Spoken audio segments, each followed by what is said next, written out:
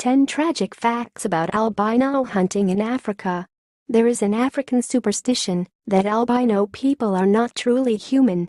Many believe that they are demons or ghosts. They also believe that albinos are immortal and their bodies contain magic healing properties. Witch doctors still practice dark magic in many countries, although the persecution of albinos primarily occurs in Tanzania and Malawi. Clients are willing to pay high prices for albino body parts because they are used in spells to bring good luck and success. Life as an albino is terrifying, to say the least. These 10 stories of persecution and mutilation are so tragic, they are almost unbelievable. Number 10. Misunderstanding and racism. Discrimination against albino people has been going on for hundreds, if not thousands of years, and yet nothing has been done to stop it until very recently. In 1892, a researcher named Charles Daniel Wake from Chicago was traveling throughout Africa. He studied various tribal cultures and published a book called Memoirs of the International Congress of Anthropology. While he was on a hunting trip, he was shocked to run into an albino man. He admitted that after a year of not seeing any other white person besides himself, it was frightening for him. The local villagers explained that they believe albinos are demonic ghosts, and it is rare to see an adult because they are normally killed during infancy. Despite the fact that the superstitions were explained to him, Charles concluded that the real reason why they killed albino babies was to preserve the darker skin complexion of the village. The knowledge of how recessive genes work among humans would not become public knowledge for many years. Charles Wake writes that Africans must come in all shades, ranging from pure white to very dark. He writes, "Black can turn to white, but white can never turn to black. This looks like the final regular extinction of the dark races of men." Number 9. Body parts for profit. In Tanzania, an albino girl named Kabila was walking home from school. A man spotted her while driving and figured out where she lived. A few days later, 3 men showed up to Kabila's home. They cut off her arm, threw it in a plastic bag, and ran away. Kabila is not alone. Hundreds of albino people in Tanzania have suffered the same fate and are now waiting for prosthetics donated from overseas charity organizations. It is difficult to imagine how anyone could be so cruel to a child, but selling albino body parts to witch doctors can make someone rich. The average income for someone in Tanzania is only about $400 per year. Body parts are sold piece by piece at around $2,000 each, and an entire corpse can go for as much as $75,000. In a world where people are living in extreme poverty and superstition tells them that albinos are not even human, it is easy to see why people are willing to do it without remorse.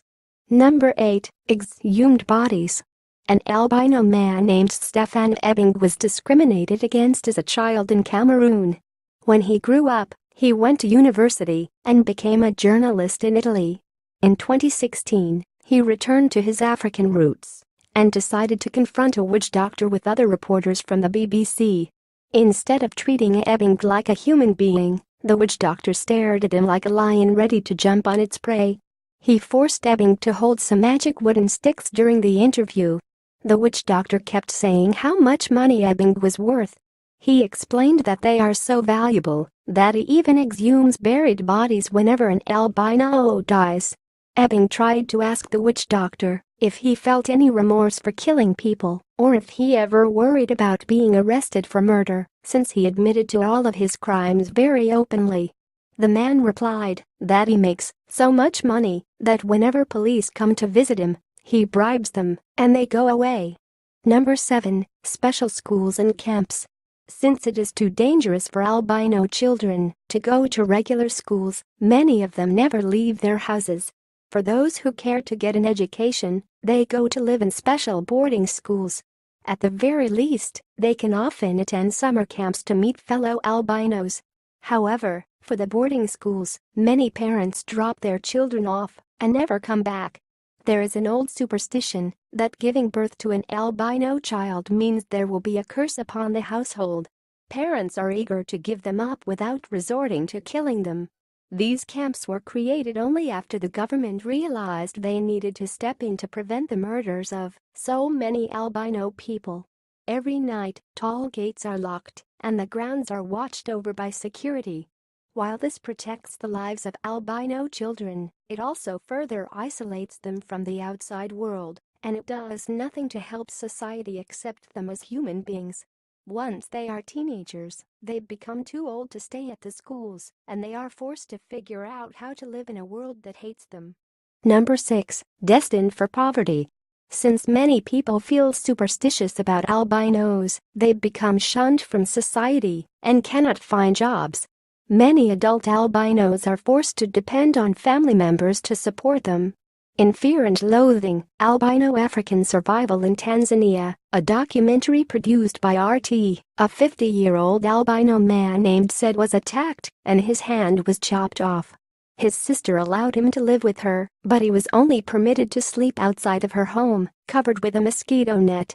In many societies, education has been a way to escape poverty. Since albinos are born with poor eyesight, it makes it difficult for them to receive a good education. According to the Red Cross, many teachers assume that all albino children are stupid. However, they cannot see the blackboard. One of the many things the Red Cross is doing to help albino children is to make sure they learn how to read Braille, since many of them are nearly blind.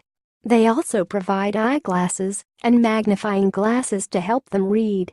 Number 5. Skin cancer and AIDS. Albinos are extremely susceptible to developing skin cancer.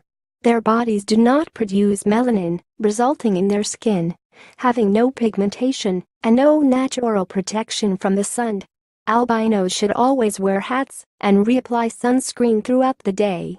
According to a study done by the European Organization for Research on Treatment of Cancer Education branch in Stockholm, Sweden, African albinos typically form skin tumors on their faces and necks. With a lack of proper medical treatment, these tumors can become massive, and it often leads to an early death. According to that study, African albinos usually do not survive past 30 years old. To make matters worse, the albinos' magic powers caused a rumor to spread that, if a man with AIDS has sex with an albino, they will be cured. This has led to young girls being kidnapped and raped. As a result, they contract AIDS as well. Number 4. The Albino Island. Since albinos are so often rejected from society, many of them decided to start their own community on the small Ukuru Island, which is off the coast of Tanzania. As of 2014, around 70 albino people live there. Some of them were lucky enough to have a family who does not believe in superstition, and they can all live together in peace. However, living on Ukuru does not guarantee that albinos are safe. Despite the fact that they are 3 hours away from the much larger Mwanza city, an albino man named Alfred Kapol was attacked in Ukuru. He was raised by his parents on the island, who wanted to give him a better life. Kapol realized that, so long as outsiders still believed that albinos are magic, they will never be safe. Kapol moved to Mwanza city and started an organization called the Tanzania Albinism Society. On the wall of the building, he has written, "We do not melt in the sun. We do not disappear. We live and die like normal people." He has devoted his life to giving seminars, trying to educate people in nearby villages about albinism. He also spreads the word through radio and TV. Number 3. Political motivations. One may wonder, how could this horrible practice still be alive today when there should be plenty of educated people in the government? Eric Kabendera, an investigative journalist in Tanzania, noticed that albino killings dramatically increased during the presidential election season. It has already been well documented that many politicians in Africa still believe in magic, and they will pay witch doctors for spells that will guarantee victory. Politicians are also some of the only people who can actually afford to pay the outrageous price to obtain the body parts. When confronted with this theory, politicians have replied that they believe fishermen are the ones who pay for the spells. It is no surprise, then, that if politicians are actually the ones demanding that albinos are killed, they would not step up to try and protect them. The United Nations and Human Rights Watch needed to get involved. Jakaya Kikwete, who was the president of Tanzania in 2015, said that this practice was disgusting and an embarrassment to the nation. He was willing to collaborate with arresting witch doctors, which no other Tanzanian president was ever willing to do before. Number 2. Villagers fight back. While there are many superstitious Africans who believe that albinos deserve to die, there are many educated people who are horrified. Since the government is so corrupt, people are very literally getting away with murder. Many young activists have taken the matter into their own hands to hunt these serial-killing witch doctors. In 2015, a rumor spread that 58-year-old Jane Fidheb Bakari was a witch who paid men to kill an albino for a spell. People were outraged and showed up at Bakari's house in the middle of the night. Over 200 angry villagers turned up and dragged her out of the house. They chopped her body into small pieces as her husband Moses stood by and watched. They burned her body and then burned the house too. Moses had to escape with their 3 children. Later, he claimed that his wife was not a witch doctor and that these activists killed an innocent woman.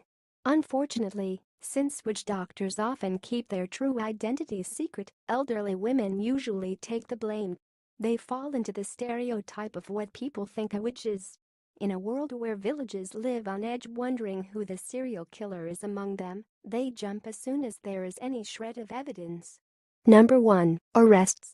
For centuries, leaders of communities, police, and the justice system in Tanzania did very little to stop the killing of albino people. Finally, in 2015, after albino activists and the United Nations spoke out about the issues, the government finally stepped up and did what they should have done years before. They arrested 225 healers that were practicing without a medical license, as well as witch doctors who were known to request albino body parts from bounty hunters. During the police raids of the witch doctors' residences, they found monkey tails, lion skin, warthog teeth, and many more animal parts that witches mixed together and made people consume as part of their healing spells. This is a huge victory, because now that the source of the money is behind bars, fewer people will have motivation to hunt albinos. Any witch doctor who is not caught will also think twice before revealing themselves publicly, now that they know they can be arrested. Unfortunately, many witch doctors still practice in other countries in Africa.